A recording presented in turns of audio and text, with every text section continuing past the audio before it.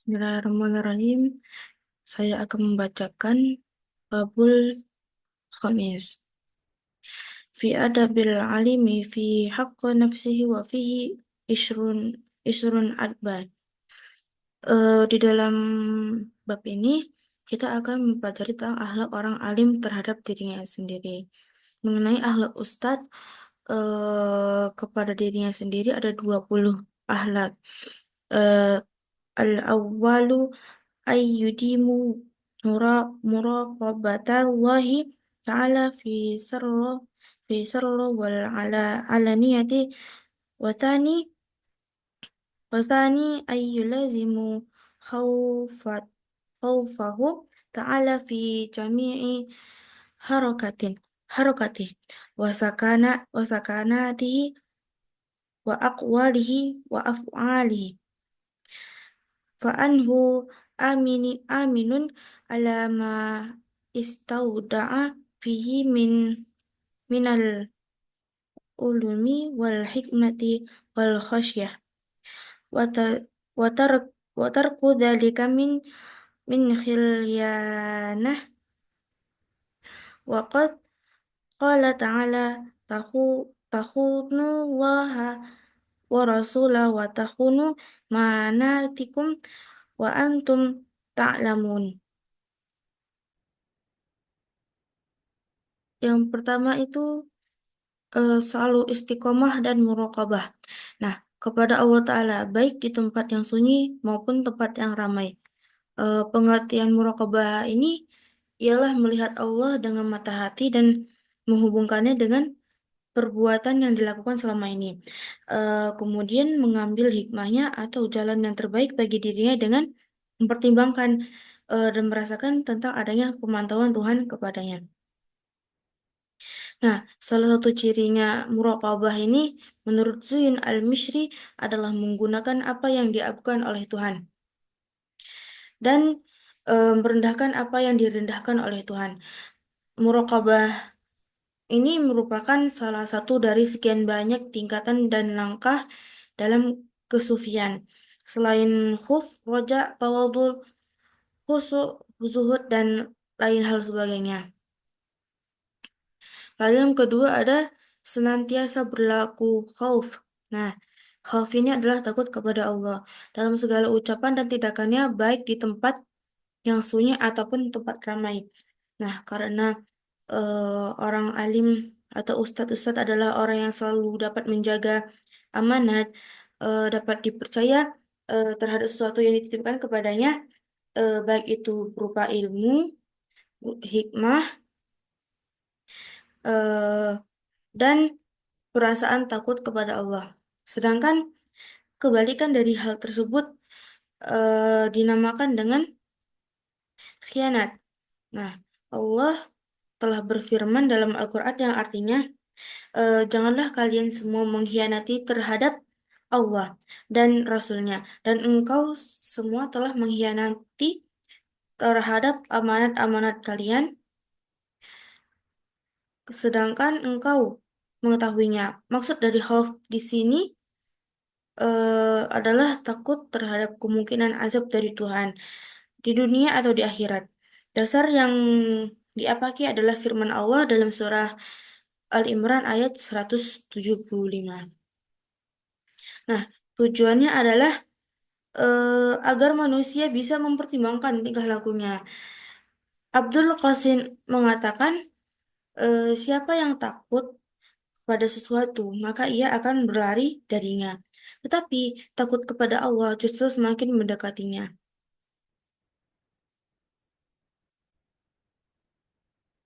Lalu selanjutnya, wasali itu ayu ayu limus sakinah warabi' warabi'u ayu lazimul wara wal khamisu ayu lazimu tawasu'.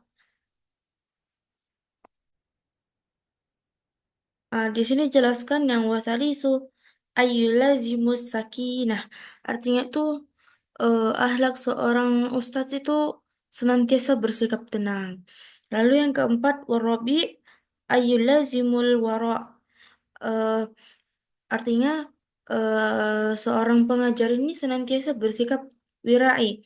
Nah, wirai menurut Ibrahim Ibnu Adam adalah meninggalkan setiap perkara subhat, sekaligus meninggalkan setiap perkara yang tidak bermanfaat, yakni perkara yang sia-sia.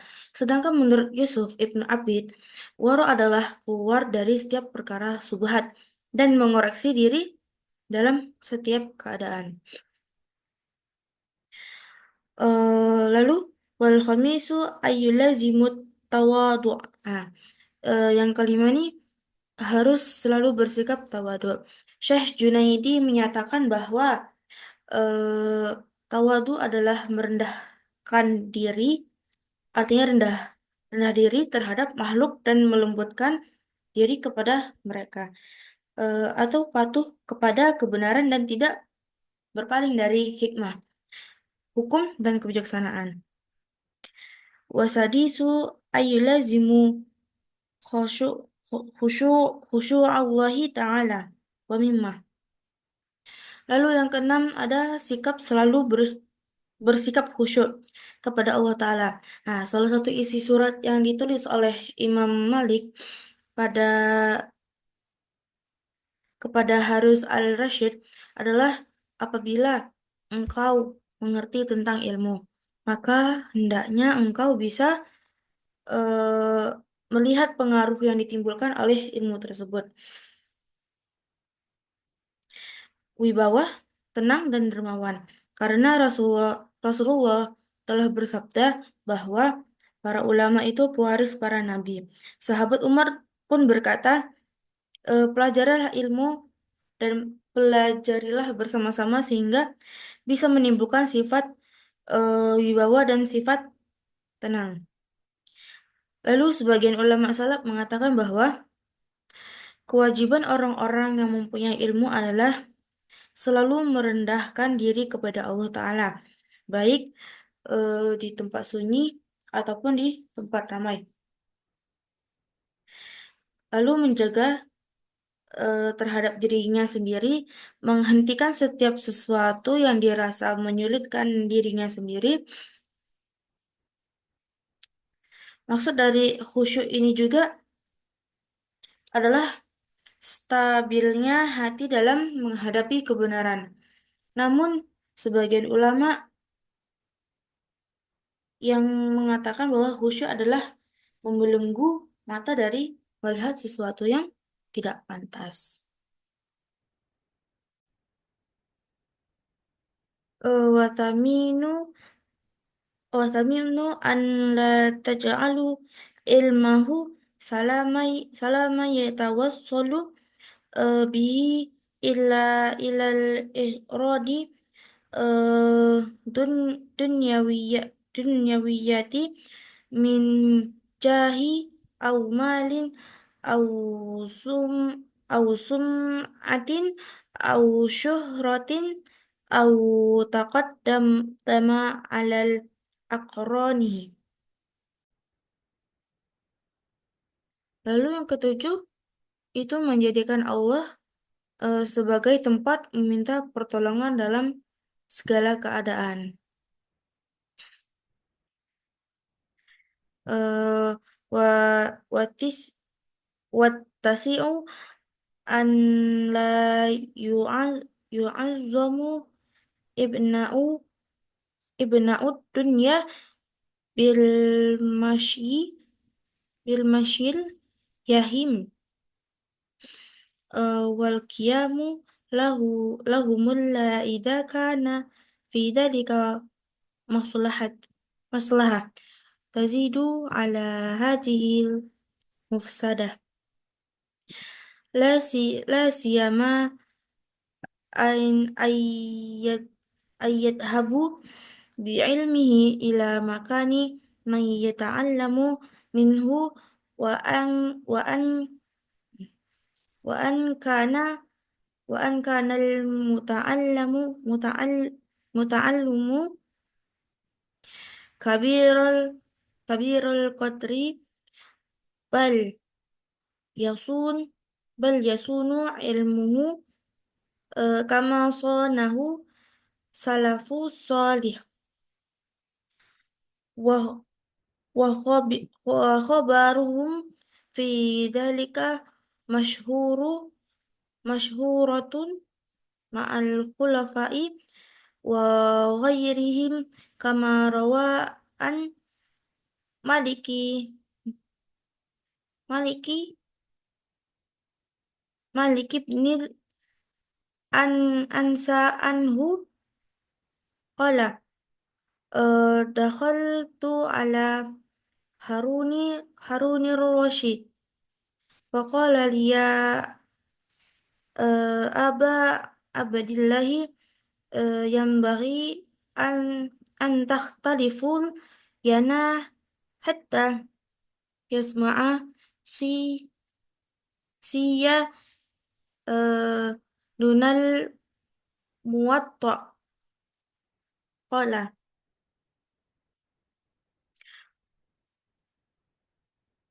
eh, qultu aghzillaha aghzillahal mira an hadal ilma minkum kharaja fan fan antum akh, akh aduh agzaz tamuhu azza wa an wa anzalal tumuhu tul wal ilmu yu'ta wa la ya'ti faqala sadaqta. Terus akhruju lal lal masjidi hatta tasma'u ma'an nasi wa qala zuhri'u huwa an bil ilmi ay miluhu miluhul alimu illa baiti baitil muta'allimin lumi fa fa in da'at fa in da'at ila dalik daruratu awik awik tadathu eh, mat matlah matlahatu ra'ajihatu ala mafsadati abatidalihi fala ba'sa madama madamat madamatal halu hadhihi wa ala hada yakmalu ma ja'a am ba'di salafi fi hada wabil wabil juflati min ajlil ilmi uh, ajlahu Allah wa man ahanahu Allah wa hada muayyan muayyan wa qala wahbubna munab munabbihi kanal alamau qablana qablana qad astaqnau astaqna ya astaqnau bi ilmihim an dunya khay ya khairihim rokbatan fi ilmihim fa fadobihal fadobi fadobiha ahlul ilmi al yauma yanduluna lahila lahil lahilit dunya ilmahum rohbatan fit dunya hum fatih.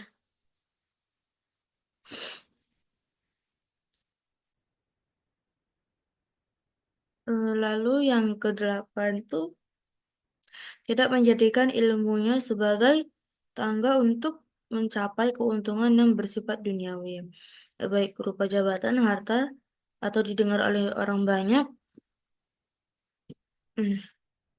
terkenal, atau ingin menjadi lebih maju dibandingkan dengan teman yang lainnya. Lalu yang kesembilan itu tidak menggunakan santri-santrinya karena berasal dari anak penguasa dunia, anak pejabat, konglomerat, dan lain-lain hal sebagainya. Seperti mendatangi mereka untuk keperluan pendidikan atau bekerja untuk kepentingannya, kecuali jika ada kemaslahatan yang bisa diharapkan yang melebihi kehinaan ini, terutama guru pergi ke rumah atau tempat-tempat orang yang belajar kepadanya.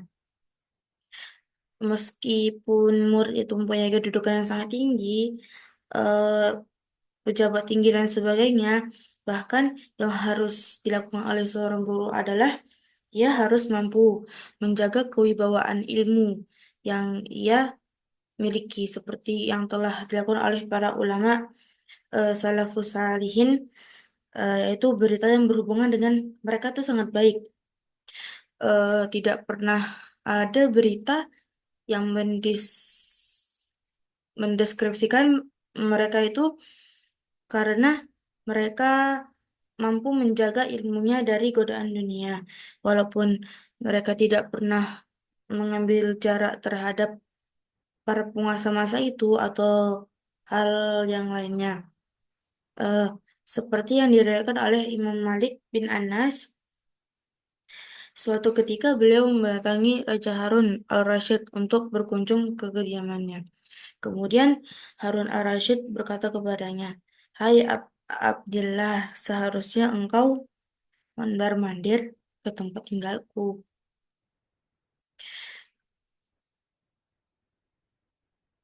Seharusnya engkau mondar-mandir ke tempat tinggalku ini, sehingga anak-anak kecilku bisa mendengarkan kitab Muwatta darimu."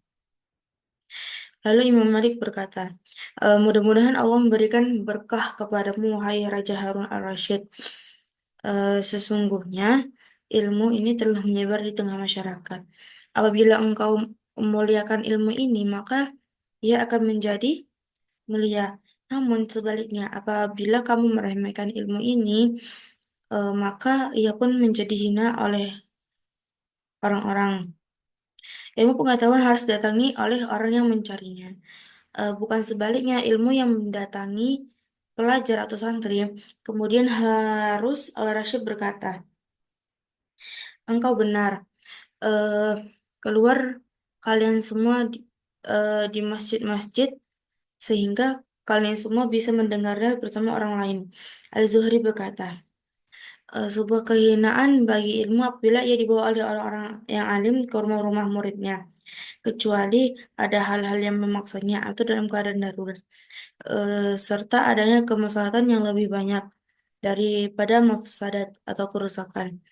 Maka untuk memberikan ilmu di rumah orang yang membutuhkannya tidak akan menjadi masalah atau menjadi dosa, selama alasan atau ilat tersebut masih ada.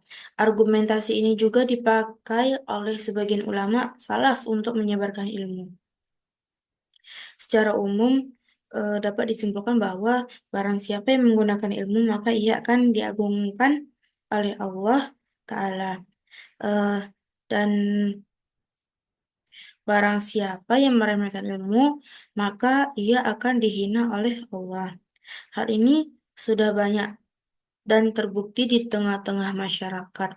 Wahab bin Munabbih telah berkata, ulama sebelum kita, mereka semuanya merasa cukup dengan ilmu yang mereka miliki, sehingga mereka tidak membutuhkan harta dunia karena mereka sangat mencintai ilmu. Sedangkan orang-orang ahli ilmu, orang-orang yang pandai, cendekiawan, kaum cerdik, pandai pada zaman sekarang, mereka mengabdikan ilmunya kepada orang-orang yang berkelimangan dengan harta, para konglomerat, para pejabat, karena mereka sangat mencintai pada harta dunia mereka, sehingga mereka menjadi orang-orang yang kaya, namun selalu zuhud terhadap ilmu yang ia miliki. Hanya memiliki sedikit ilmu ketika mereka melihat posisi dirinya yang tidak menguntungkan, lantas menjual ilmu demi kemewahan harta dunia. Dalam sebuah syair, Al-Qadli Abu Al-Hasan mengatakan, aku belum memenuhi hak ilmu jika aku masih menampakkan ketamakan yang kujadikan tangga selama aku belum menyerahkan jiwaku untuk layani ilmu.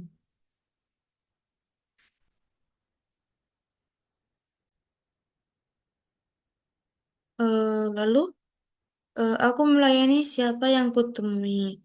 Justru aku ingin dilayani. Apakah aku menanam ilmu dengan mulia, namun menuainya dengan hina? Jika demikian, mengikuti orang bodoh tentu lebih selamat. Seandainya ahli ilmu menjaga ilmu, tentu ilmu menjaga mereka. Seandainya mereka mengagung-agungkan ilmu, tentu ilmu itu agung. Namun mereka merendahkan ilmu, sehingga ilmu menjadi hina. Dan mereka mengotori ayat muka ilmu dengan ketamakan-ketamakan hingga ilmu bermuka masam. Watani asyara ayyajtanibu mawadi'at tuhami wa an ba'udas fala yaf'alu sayyun yatadammanu naqsa muru'ati wa yas wa yastankaru zahiran wa angkana jaizan batinan fa anhu yu'arun eh yu'arun yu nafsahu linnuhmati wa asdahu lil waqi'ati wa yuqi'un nasa fi zununil makruhati wa ta'thimil waqi'ati fa'an fa'an fa'an attaqfaqa syai'um min dalik lihajatin au nah au nahwiha akhbaro man syahidi bihukmihi wa ba'dahu wa maqsudih. Hmm.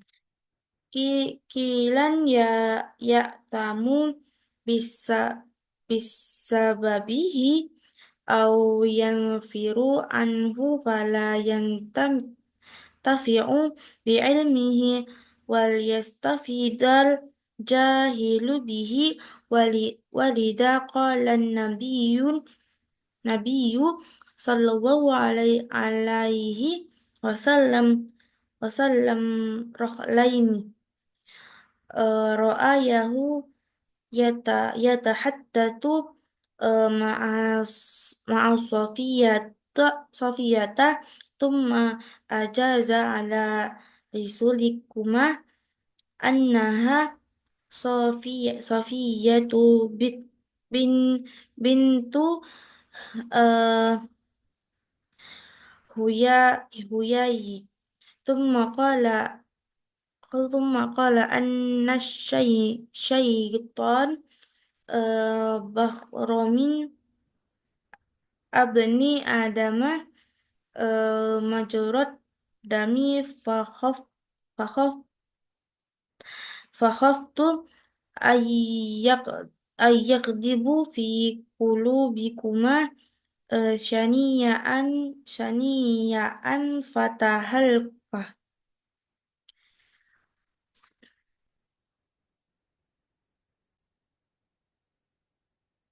Lalu yang ke-10, berakhlak dengan zuhud dengan harta dunia dan hanya mengambil sedikit dari dunia, hanya sekedar memenuhi kebutuhan hidupnya semata, tidak membahayakan terhadap dirinya sendiri, eh, keluarganya dengan cara sederhana dan selalu qanaah. Pengertian zuhud di sini adalah eh, menolak kesenangan atau kecintaan. Sedangkan menurut Abu Sulaiman At-Tarani, zuhud adalah meninggalkan segala sesuatu, memalingkan diri dari Tuhan, atau mengosongkan hati dari dorongan ingin tambah lebih dari kebutuhan dan menghilangkan ketergantungan terhadap makhluk. Eh, Jelas zuhud adalah menganggap remeh terhadap dunia dan segala perhiasan serta urusannya. Dengan hati seperti ini, orang yang zuhud tidak akan terpikat oleh persoalan duniawi dan tidak merasa sedih atas kekurangannya sehingga ia menjadi lebih bisa berkonsentrasi dalam zikir kepada Allah Ta'ala dan kehidupan akhirat. Lalu paling sedikit derajat orang yang alim atau ustadz adalah meninggalkan semua hal-hal yang berhubungan dengan harta duniawi dan menganggap sebagian barang kotor karena ia lebih mengetahui terhadap perkara harta dunia.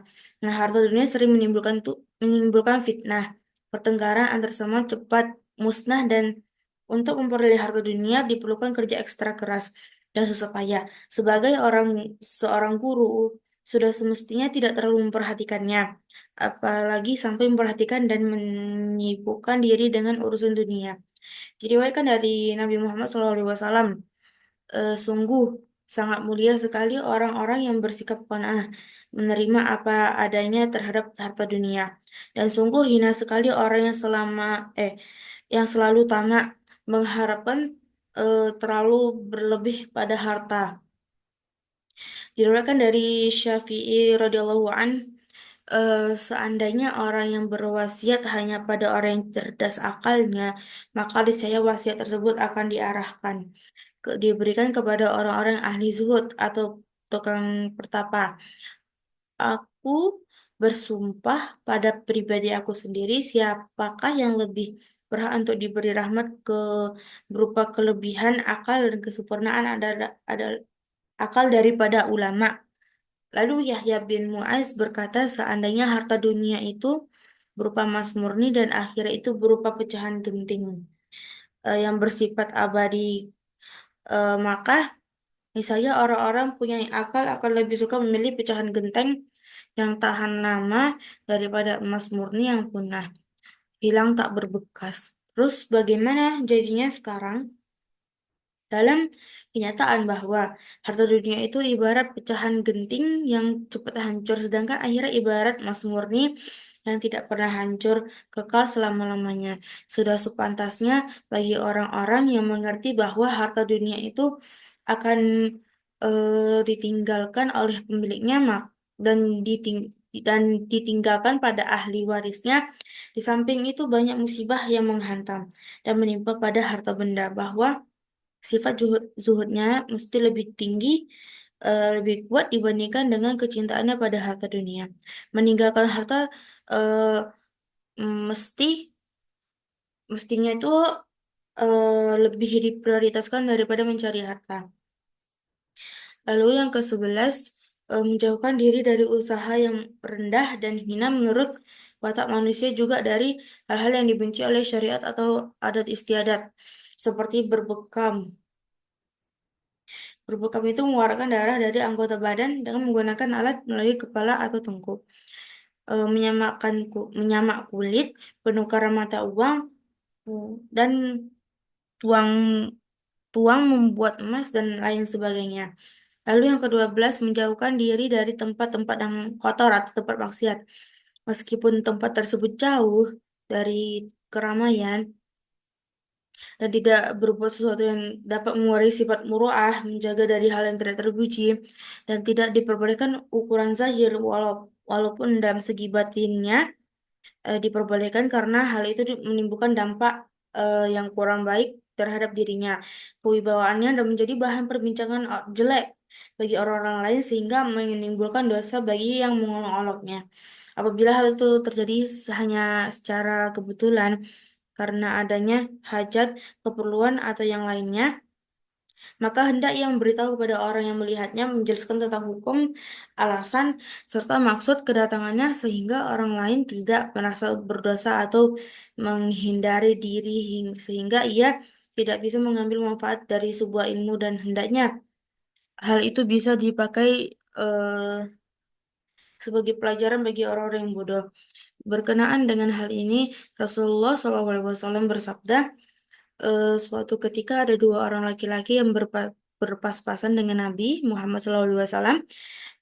Kata beliau bersama-sama ketika beliau beliau bersama-sama dengan Safiyah binti Huyai, kemudian mereka berdua berjalan dengan pelan, kemudian ia berkata, perempuan itu adalah Safiyah binti Huyai. Kemudian Nabi berkata, sesungguhnya syaitan itu masuk ke dalam diri manusia melewati peredaran darah.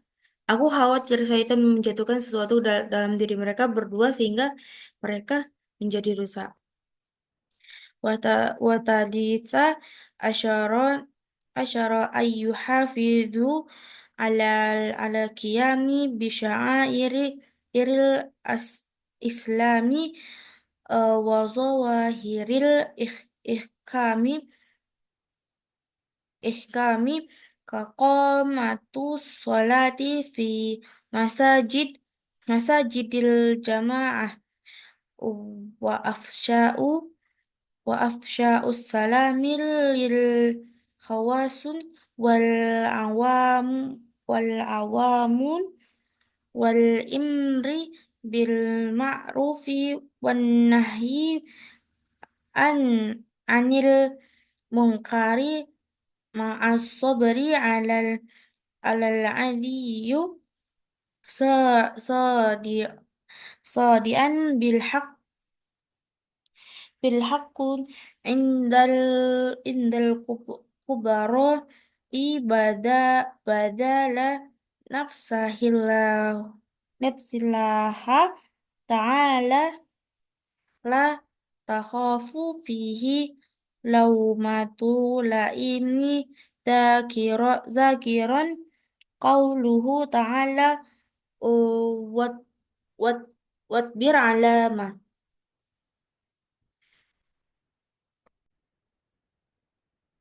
asabaka andalika min azmil min azmil amur umuri wa ma kana Rasulullahi sallallahu alaihi wasallam wa ghairuhum minal inbiya'i anbiya'i alaihi min sabri alal ada wa ma kanu yatahammalunahu fillahi ta'ala min inkari inkari at-taba'ihim alaihim mitla qisasi adama ma'a bani wasit was wasi wasitin ma'a qaumihi wa nuhi wa hudi wa salihi ma'a qaumihim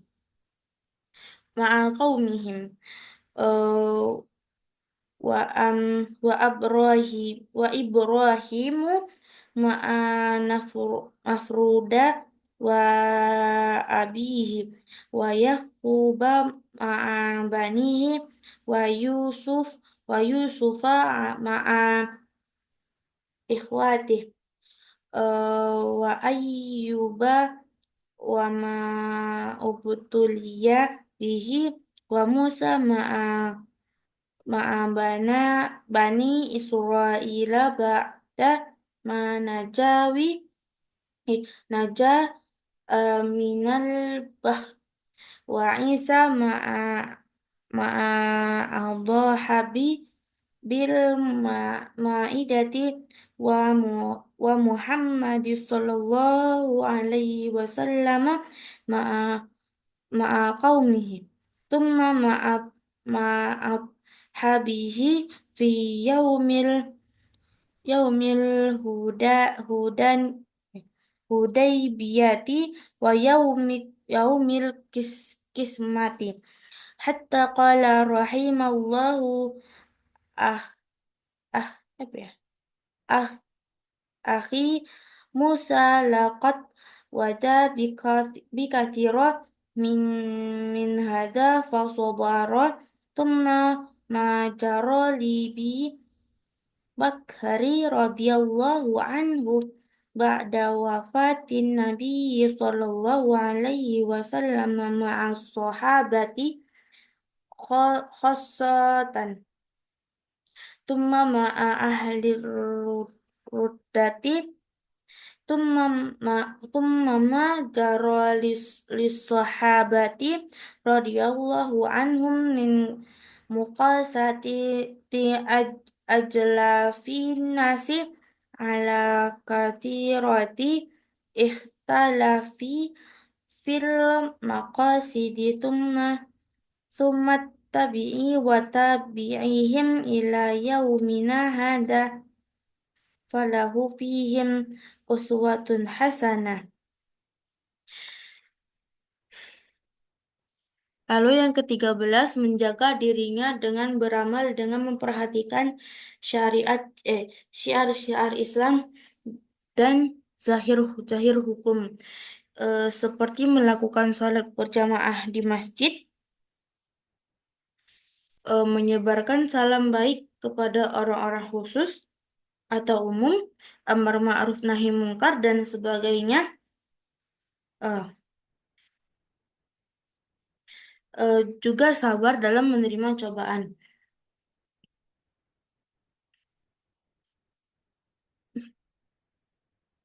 Allah Subhanahu wa taala eh percaya kepada Allah Subhanahu wa taala dan tidak takut kepada cercaan dan cacian makian orang lain,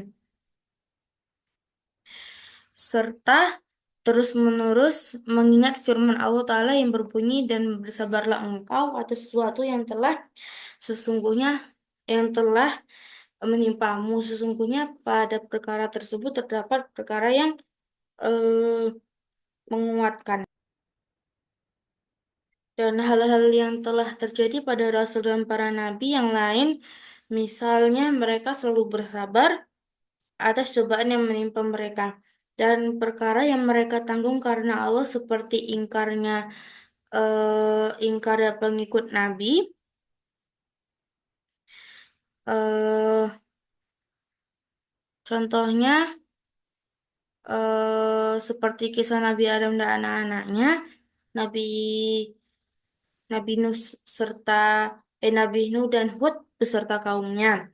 Nabi Ibrahim ketika berhadapan dengan Raja Namrud dan ayahnya Nabi Yakub bersama anaknya, Nabi Yusuf bersama saudara-saudaranya, Nabi Ayub beserta cobaan yang beliau terima dari Allah Ta'ala, Nabi Musa bersama Bani Israel ketika mereka telah selamat dari Laut Merah, Nabi Isa ketika bersama para kaumnya mendapatkan hidangan santapan makanan langsung dari langit, dan Nabi Muhammad SAW serta kaumnya para sahabat ketika membagi harta ghanimah dalam perang Hudaybiyah.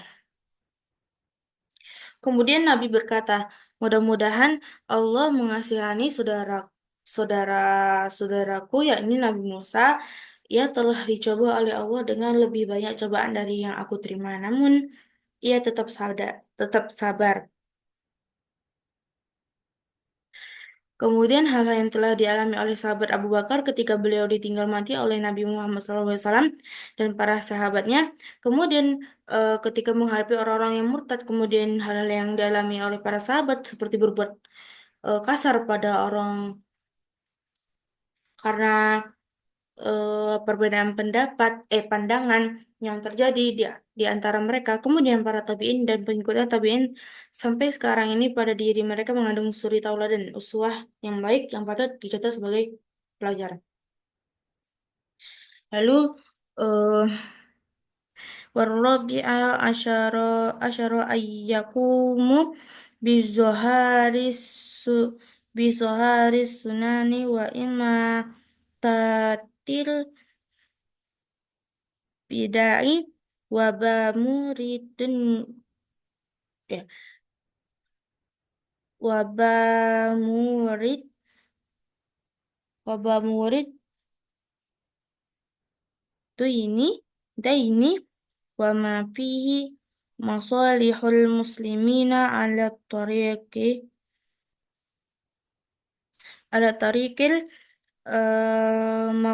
ma'rufu syar'an syar'al ma'lufu adata wa tab'an wala ya wala yarda min af'alihi zahirati wal batinatu bil jaizi minha. Hmm. Lalu yang ke-14, bertindak dengan menampakkan sunnah-sunnah yang terbaik dan segala hal yang mengandung kemaslahatan kaum muslimin melalui jalan yang dibenarkan oleh syariat Islam. Ya, baik dalam tradisi ataupun pada watak.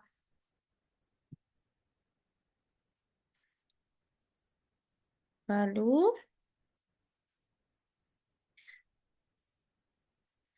wahum hujjatullahi alal awamu wa qad yuraqibuhum al-akhidu anhum min haitsu la yanzurun. Wa yuqtada bihudahum man man man la ya'lamun.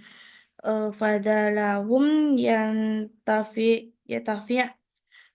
al-alimu bi ilmi faghayruhu ab ab eh ab'ud ab'ud minal in intifa'i bihi walihad walihada uh, adumat zallatul alimi lima yatarattabu alaiha minal mafasidi mafasidil iqtida'i nasi bihi wal kham ya nasi bihi.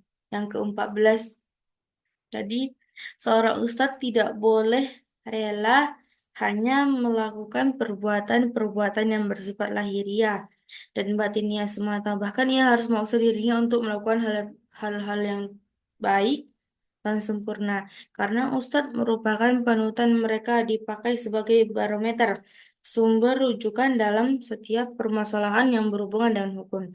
Ustadz adalah hujatullah terhadap orang-orang yang tidak mengerti atau orang-orang bodoh, dan terkadang gerak-gerik mereka selalu diawasi, dipantau tanpa sepengetahuan mereka, sehingga nasihat-nasihat mereka selalu diikuti, dianuti oleh orang-orang yang tidak mengerti. Apabila ustadz tidak bisa mengambil sebuah manfaat dari ilmu yang ia miliki sendiri, apalagi orang lain tentu lebih tidak bisa memanfaatkan ilmu. Oleh karena itu, oleh karena itu, kesalahan, kekeliruan, walaupun hanya kecil, akan berubah menjadi sesuatu yang sangat luar biasa. Karena adanya unsur saling keterkaitan dari kerusakan itu, karena Ustadz adalah barometer tolak ukur yang sudah tentu ia akan menjadi panutan bagi orang-orang awam. Kalau ia berbuat salah, maka ia akan diikuti oleh banyak orang sehingga menjadi dulu wa adlu, sesat menyesatkan lagi. Lalu wa khamisu asyara ayyuhafizu alal mandubati syar'iyati til qawliyatil ti wal fi'liyati fal fayulazzimu tilawatil Qur'an wa dzikrullahi ta'ala bil qalbi wal lisani wa kadzalika ma warada min da'awati wal idkari fil laili wan nahari wa minas solati was siyami. Lalu yang ke-15, membiasakan diri untuk melakukan kesunahan yang bersifat syariat, baik qauliyah ataupun fi'liyah, seperti membaca Al-Quran, zikir kepada Allah Ta'ala, baik dalam hati atau lisan, membaca doa dan zikiran kepada Allah baik siang maupun malam, menunaikan sholat dan puasa, melaksanakan ibadah haji kalau memungkinkan, dan sebagainya, membaca sholawat kepada Nabi, mencintainya, mengagungkannya, memuliakannya, dan memakai etika dan sopan santun yang baik ketika mendengar nama beliau dan tradisi beliau yang telah disebutkan.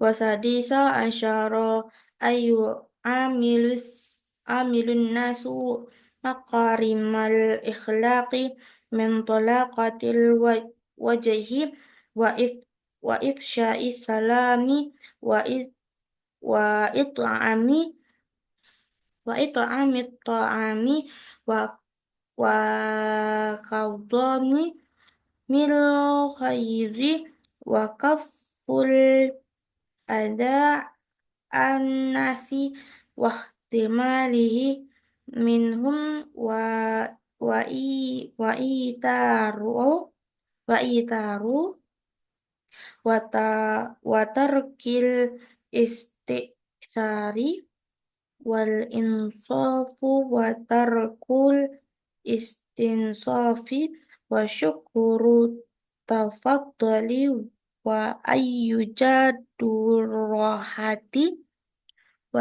wasa'i fi qada'il hajati wa badlil jahi fi syafa'ati wat wat wat wat taluttafi bil bil fuqara wat tahabbu wa tahabbubi ya ilal jirani wa ikribai warrafqi bitulabati wa i'anatihim wa baruhim wa baruhim wa adara'a man la yutimmu salatahu wa taharatahu aw syai'an minal wajibati azshad arsyadahu bitolatufi warifqi kama fa'alan nabiyyu sallallahu alaihi wasallam al-ikhrabiyyu yalladhi bala fil masjid wa ma'a Muawiyata bin al-Hakami hina taqallama fi shalah. Aduh. Lalu yang ke-16, bergaul dengan orang lain dengan akhlak yang baik, seperti menampakkan wajah yang berseri ceria, menyebarluaskan salam, memberikan makanan, menahan rasa amarah dalam jiwa, menahan diri agar tidak menyakiti orang lain, menanggung dan bersabar apabila disakiti oleh orang lain, mendahulukan orang lain, tidak meminta orang lain supaya mengutamakan dirinya, mengabdi kepada orang lain, tidak mau dirinya jadikan sebagai tuan, mensyukuri terhadap nikmat yang telah diberikan oleh Allah kepada dirinya, membuat dirinya sendiri menjadi tenang, juga berusaha untuk memenuhi seluruh kebutuhan hidupnya, lalu mempertaruhkan jabatan, mempertaruhkan pangkat untuk menolong orang lain, eh, ya, terus belas kasihan kepada fakir miskin, selalu mengasihani kepada para tetangga, sanak, kerabat, lalu selalu mengasihi kepada murid, menolong dan berbuat baik kepada mereka. Apabila ustadz melihat seorang yang tidak bisa mengerjakan sholat, bersuci dengan sempurna atau kewajiban-kewajiban yang lain, maka ia memberikan pengarahan, petunjuk dengan menembus bagaimana yang telah dilakukan oleh Nabi kepada orang-orang Arabi, orang dusun. Ketika ia kencing dalam masjid dan bersama Muawiyah bin Hakam ketika dalam keadaan sholat sambil berbicara.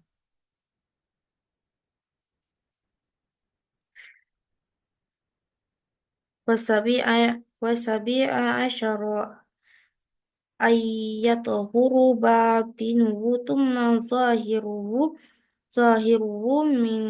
minal ikhlaqi rodi'atim wa yu'ammaruhu bil ikhlaqil mardiyati famin akhlaqir rodilatul kilun wal hasadu wal baghyu wal ghadabu lighairillahi ta'ala wal khisyu wal kibri war waru waruyai wal ajabi wasum'ati ila akhiri. Eh, yang ke-17, membersihkan hati dan tindakannya dari akhlak-akhlak yang jelek dan diteruskan untuk merealisasikan dalam perbuatan-perbuatan yang konkret dan baik. Termasuk akhlak yang tidak baik rendah adalah hasut, khianat, marah bukan karena Allah, menipu, sombong, ria, membanggakan diri supaya didengar orang, pelit, angkuh, tamak, menyembuhkan diri sendiri, boros, bermewah-mewahan, berhiasnya diri di hadapan orang lain, sering dipuji oleh orang lain terhadap sesuatu yang tidak pernah ia kerjakan, pura-pura tidak tahu terhadap dirinya sendiri, selalu memperhatikan aib orang lain, urakan, terlalu fanatik pada suatu selain Allah, suka membicarakan orang lain, mengadu domba, berbohong, berkata jelek, menghina orang lain. Ustadz harusnya menghindari diri dari sifat-sifat yang tadi dan bukti-bukti yang tidak baik. Karena sifat yang telah disebutkan tadi merupakan pintu dari setiap kejelekan, bahkan seluruh kejelekan berawal dari masuk dari sifat tersebut. Sebagian para ulama dan para ahli fikih mempunyai hati yang jelek sebagian besar dicoba oleh Allah Ta'ala dengan sifat-sifat tersebut. Kecuali orang yang dijaga langsung oleh Allah Ta'ala. Terutama sifat hasud, membanggakan diri sendiri atau ujub, ria, dan sombong. Beberapa obat dari berbagai macam penyakit ini telah dijelaskan dalam kitab yang membuat tentang halusnya watak. Kutub Al-Rokai. Eh, Kutub Al-Rokai. Barang siapa yang hendak mensucikan diri dari penyakit tersebut, maka hendaknya ia memiliki kitab tersebut. Termasuk kitab yang paling penting dan paling halus, yaitu kitab eh, kitab Hidayah Al-Hidayah. Karena dari Imam Al-Ghazali termasuk cara untuk mengobati penyakit hasud adalah selalu berpikir bahwa hasud itu selalu bertentangan dengan Allah. Termasuk cara untuk mengobati penyakit ujub adalah selalu mengingat bahwa ilmu yang diperolehnya, pemahaman yang dimilikinya, akal yang cerdas dan baik, serta kefasihan lisan dalam mengucapkan kata-kata dan lainnya, segala kenikmatan yang diperolehnya, semua itu berasal dari Allah Ta'ala dan merupakan amanat yang harus dipegang dan dijaga supaya bisa menjaga dengan sebaik-baiknya. Dan sesungguhnya zat yang memberikan amanat tersebut untuk dititipkan kepada seseorang adalah zat yang maha kuasa, yang mampu mengambil dan menariknya dari pemilik dalam sekejap mata. Tidak lain adalah selain Allah yang maha luhur. Apakah kalian semua sudah merasa aman dari tipu daya Tuhan? Maka tidak ada seorang pun yang aman dari daya upaya Tuhan kecuali orang yang merugi, termasuk cara untuk mengobati penyakit ria adalah selalu berpikir berangan-angan bahwa semua makhluk yang ada dalam raya ini, di angkasa, dan di darat, tidak ada yang bisa memberikan manfaat pada sesuatu yang tidak diputuskan oleh Allah, serta tidak bisa membahayakan terhadap sesuatu di, yang tidak dikehendaki oleh Allah, karena itu kenapa dia menghilang, mengelebur dan menghapuskan terhadap amal ibadah sendiri, bahayakan terhadap dirinya sendiri, melakukan aktivitas kesibukan dan berusaha untuk memperhatikan orang-orang yang tidak menguasai, tidak bisa memberikan kemanfaatan dan bahagia secara hakiki. Padahal Allah Ta'ala telah menampakkan niat dan kejelekan hati pada diri mereka sehingga sebagaimana yang telah diungkapkan dalam sebuah hadis, barang siapa yang mempunyai niat supaya didengar oleh orang lain, maka Allah akan memperdengarkannya, dan barang siapa yang membiarkan dirinya, maka Allah Ta'ala akan menampakkan sifat pada orang tersebut. Termasuk cara untuk mengobati penyakit suka menghina orang lain adalah selalu berangan terhadap firman Allah Ta'ala yang berbunyi, dan janganlah suatu kaum yang menghina terhadap kaum yang lain, barang siapa kaum yang kedua itu lebih baik dari kaum pertama. Firman Allah lagi, wahai manusia, sungguhnya kami menciptakan engkau dari seorang laki-laki dan perempuan dan menjadikan engkau berbangsa-bangsa dan bersuku-suku supaya engkau saling mengenal. Sesungguhnya orang yang paling mulia di antara engkau adalah eh, di antara engkau di sisi Allah ialah orang yang paling bertakwa di antara engkau. Sesungguhnya Allah Maha mengetahui lagi Maha penyayang. Dalam Al-Quran surah Al-Hujurat ayat 13. Dan firman Allah, dan janganlah kalian memuji terhadap diri sendiri karena sungguhnya Allah lebih mengetahui orang-orang yang lebih takwa. Sebab terkadang orang yang dihina itu hatinya lebih bersih di sisi Allah dan lebih suci tindak tanduknya. Amal perbuatannya dan niatnya lebih ikhlas sebagaimana yang dikatakan dalam sebuah syair. Janganlah engkau menghina orang-orang hina di dunia ini. Terkadang orang yang hina itu justru lebih mulia. Dikatakan bahwa Allah itu merahasiakan tiga perkara dan tiga perkara itu adalah yang pertama, kekasih Allah dalam hambanya. Yang kedua, ridha Allah dalam rasa taat dan takwanya. Yang ketiga, murka Allah di dalam maksiat kepada Allah. Termasuk salah satu kategori akhlak marodiyah, akhlak yang diridai Allah adalah memperbanyak taubat, ikhlas, yakin, takwa, sabar, ridha, qanaah, zuhud, tawakal, menyerahkan diri kepada Allah, hati yang baik, berprasangka baik, memaafkan, membudi pekerti yang baik, melihat hal yang bagus, mensyukuri terhadap yang Allah, kasih sayang terhadap makhluk Allah, dan sifat malu baik kepada Allah, manusia takut dan mengharap kepada Allah. Mencintai Allah atau mahabbah illa Allah salah satu kunci untuk memiliki sifat yang baik. Rasa cinta mahabbah kepada Allah Ta'ala akan bisa diaktualisasikan dengan cara mencintai dan menjalankan tradisi-tradisi yang telah dijalankan oleh baginda Rasulullah SAW. Karena Allah sendiri telah berfirman dalam Al-Quran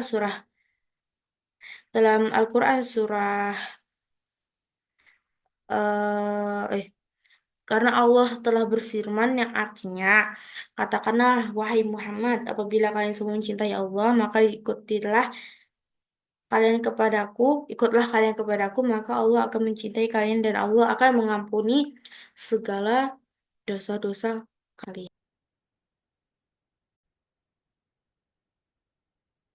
Watamina asyara ayyudibul hirsa ala ardiya ardiyadil ilmi wal amalu amulazamatul jiddan wal ihtihadi wal muwazabatu ala wazaifil iwradi minal ibadati qira'atu wa aqira'u wa mutalaqatu wa mudakkaratan wa ta'liqa wa ta'liqan wa hifzan wa baghtan wala yadhi'u syai'un min awqati umrihi fi ghairi ma huwa bisadadihi minal ilmi wal amalil ama la budda min la budda minhu. Wa qala Syafi'i radhiyallahu anhu haqqun ala ahli ilmi bulughum ghayati jahdi fil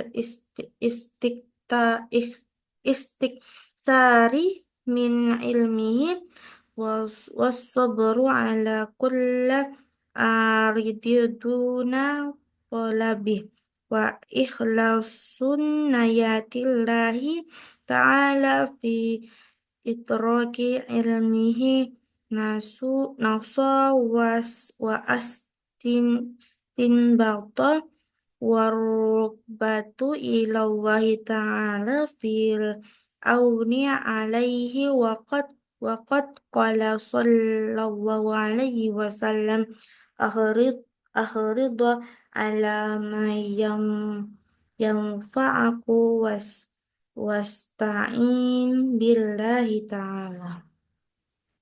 Yang ke-18, senantiasa bersemangat dalam mencapai perkembangan keilmuan dirinya dan berusaha dengan bersungguh-sungguh dalam setiap aktivitas ibadahnya. Misal membaca kan orang lain, mutolaah, mengingat-ingat pelajaran, memberi makna kita menghafalkan dan berdiskusi dan tidak menyanyiakan umurnya dan waktu sehingga tidak ada waktu yang terbuang kecuali dalam kerangka thalabul ilmi kecuali hanya sekedar untuk keperluan ala kadarnya atau hajatul basyariyah. Seperti makan, minum, tidur, istirahat karena bosan atau penat. Melaksanakan kewajiban suami istri menemui orang yang bersilaturahmi mencari maisha, kemudian hidup dengan hidup yang diperlukan oleh setiap manusia sakit dan sebagainya serta aktivitas diperbolehkan.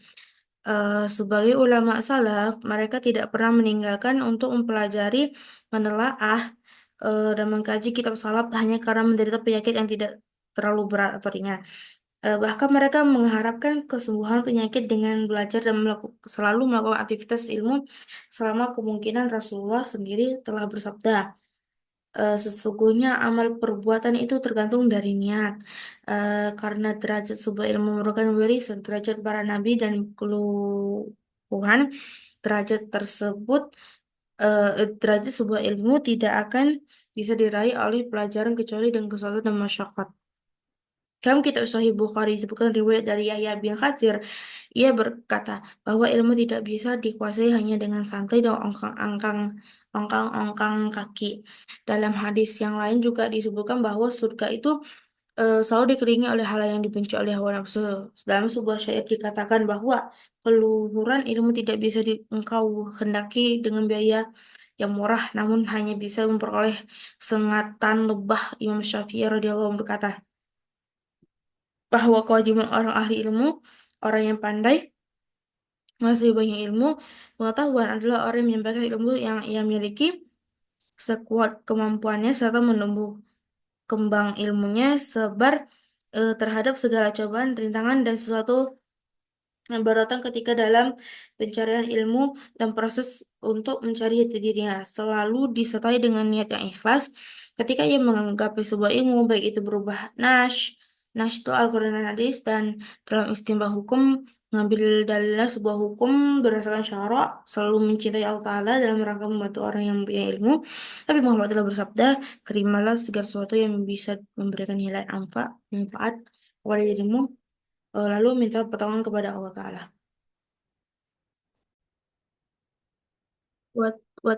والتاسع عشر ألا يستنكفوا عن استفادة ما لا يعلمه مما هو دونه منصبا أو نسبا أو سنا بل يكون حريصا على فائدة حيث كانت fan fan fanul hikmatu dolatal mu'mini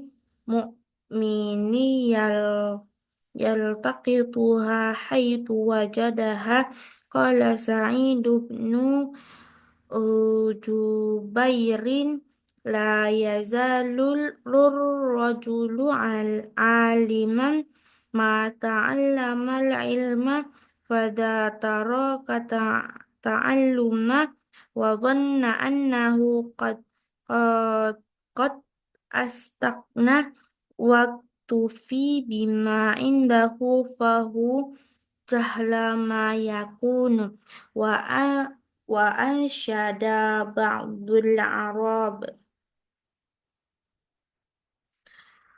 walaisal amatu la su'ali wa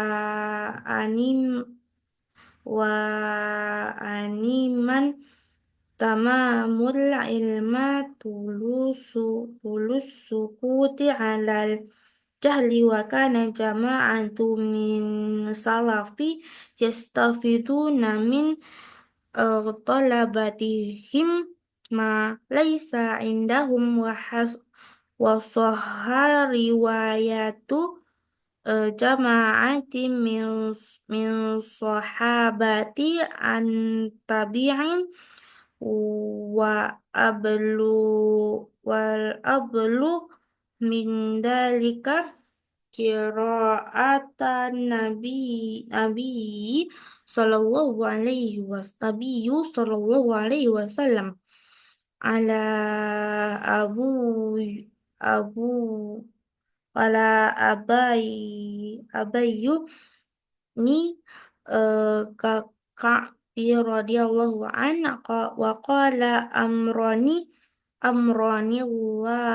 nillaha an aqra alaika lam yakunil ladina kafaru wa qala al ulama'u min fawaidin nahi layam tan'u fadilum al min akh akhti an maftuli.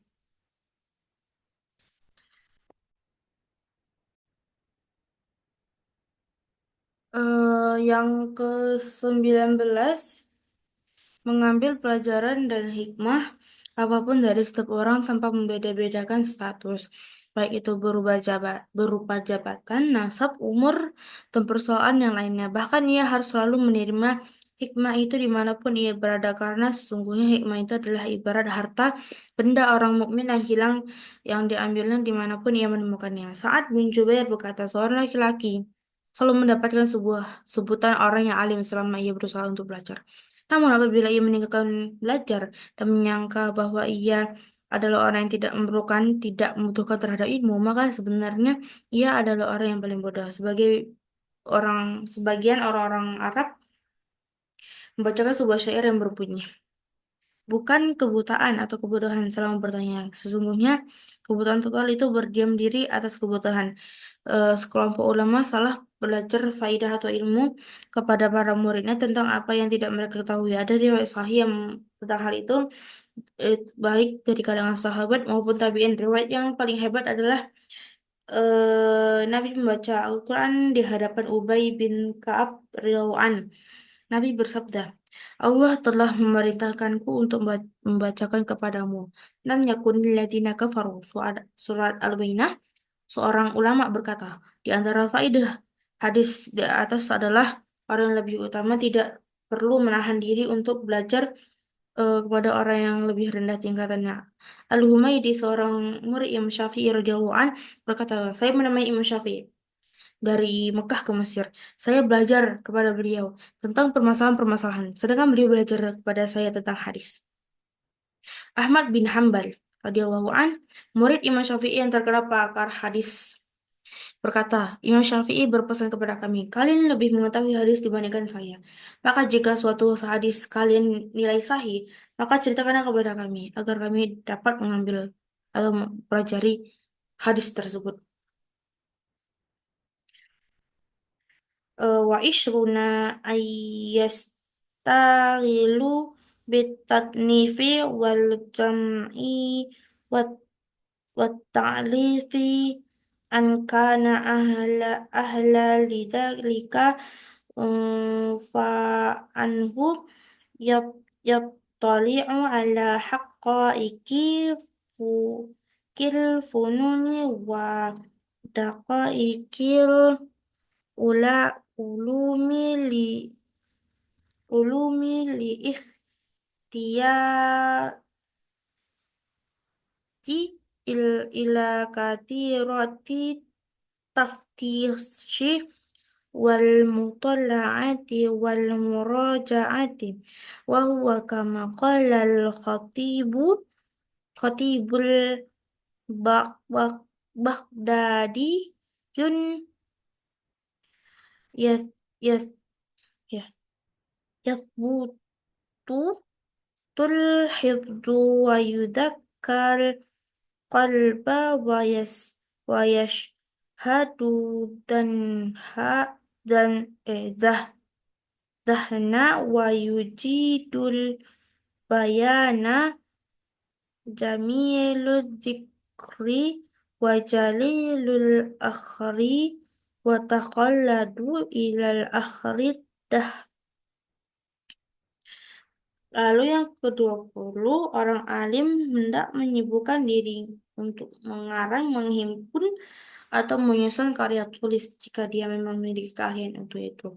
Untuk itu, orang alim harus menelaah substansi eh,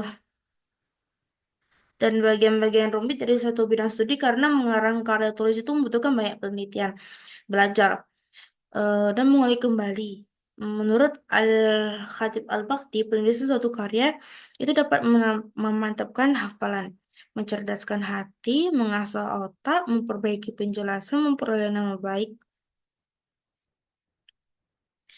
Terus, wa yutrakut tatwilal mumilla wal ijazal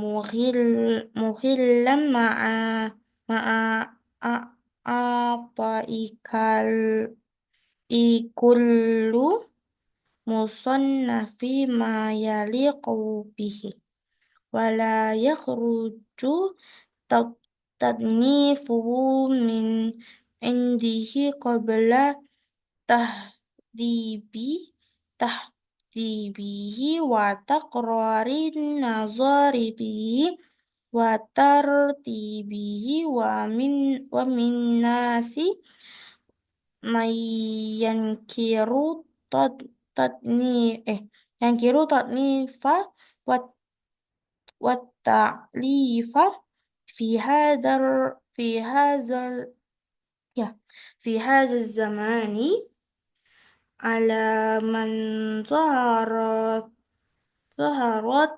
ahliyatuhu wa urifat makrifatuhu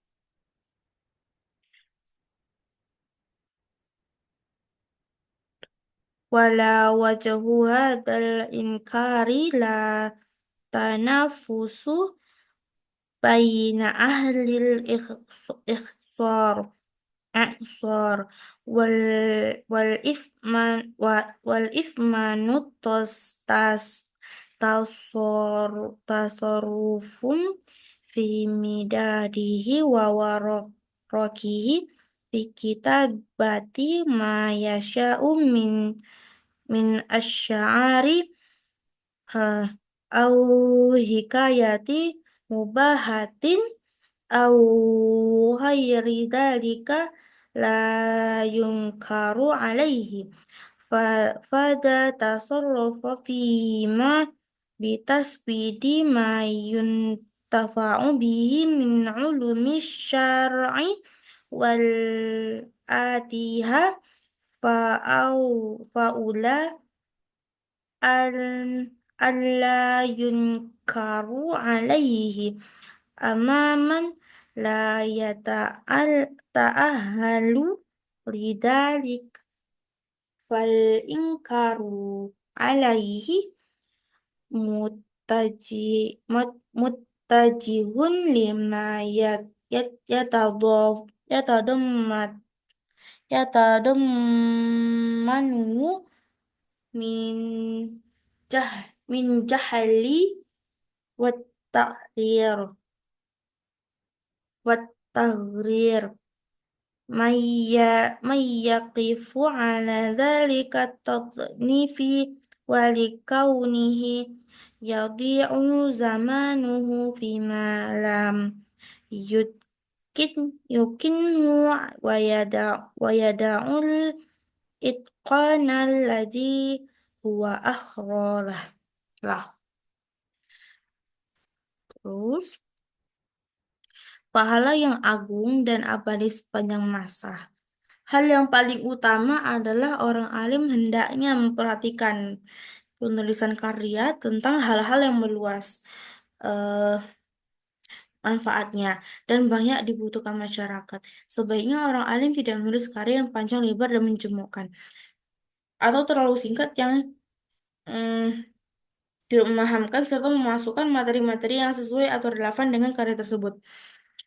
Orang alim hendaknya tidak mengeluarkan atau mempublikasikan karya tulis sebelum mengedit, meneliti kembali dan menyusun dengan rapi atau sistematis.